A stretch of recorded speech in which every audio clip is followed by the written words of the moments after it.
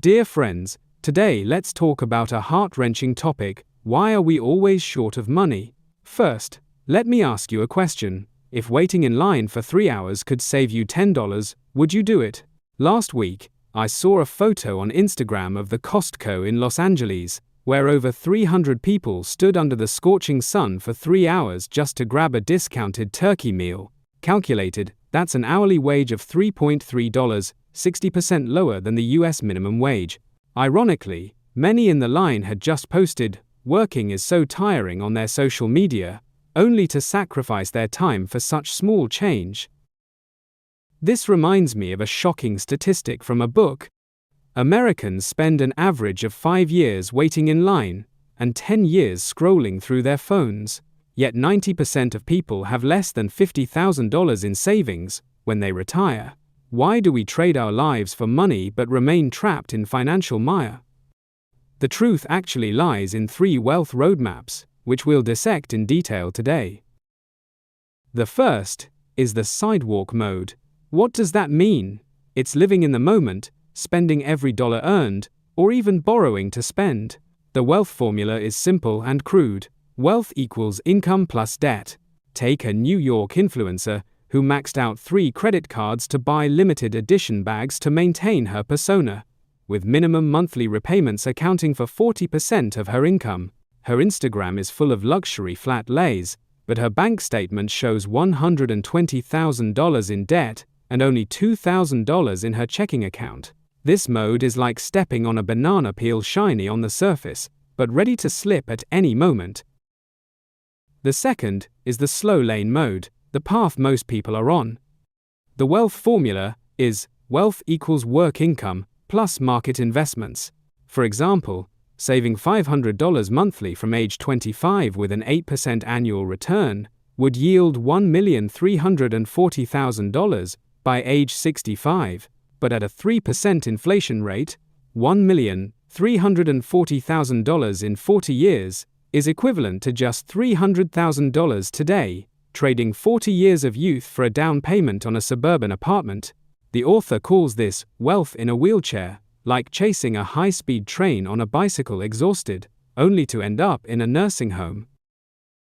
The third, most revolutionary one, is the fast lane mode. The wealth formula is wealth equals net profit plus asset value. Take the Airbnb founders. They didn't start by selling rooms, but by asking, how can we help global travelers find accommodation easily? They spent 5 years building a platform, now generating over $6 billion in annual net profit, equivalent to 12 million years of income, for an average American. At the key, not trading time for money, but using systems for freedom, like how Elon Musk built Tesla to revolutionize the energy system, not just sell cars. Now the question: why can some jump from the sidewalk to the fast lane? The core lies in shifting from consumer thinking to producer thinking. First, consumers focus on cost performance, while producers focus on needs. For example, a consumer might buy expired milk to save $5, but a producer wonders, why can't supermarkets automatically remind customers of milk expiration dates? Amazon's transformation from an online bookstore to a global e-commerce giant essentially solved the need for shopping without time or space constraints. Try this. Next week, use a memo to record 3 things that drive you crazy, like spilled takeout or no one to feed your pet. Behind each pain point may lie $1 million business opportunity. Second, consumers calculate money saved, while producers calculate leverage. Is it worth spending 1 hour price, comparing to save $20, or 1 hour coding a plugin that earns $100,000 monthly? The former is a $20 hourly wage, the latter $3,333, a 166-fold difference. The book suggests building a time leverage system, like writing an ebook for lifelong royalties, or developing template tools that earn $100,000 from 10,000 sales. Most importantly, consumers are limited by identity, while producers focus on value. The book tells of a Lamborghini driving inventor who, as a young man selling ice cream in Chicago, noticed drivers struggled to find car rental info and built a price comparison website, selling it for $12 million 3 years later. His rise from street vendor to millionaire didn't depend on background, but on asking, if I set aside my current identity, what problems can I solve for others? Finally, I want to share that the author, M.J. DeMarco, emphasizes in the book, you either master time or become its slave. While we're waiting in line for discounts, fast lane players are doing two things: use the system to liberate time and leverage wealth with value. Starting today, try 3 things.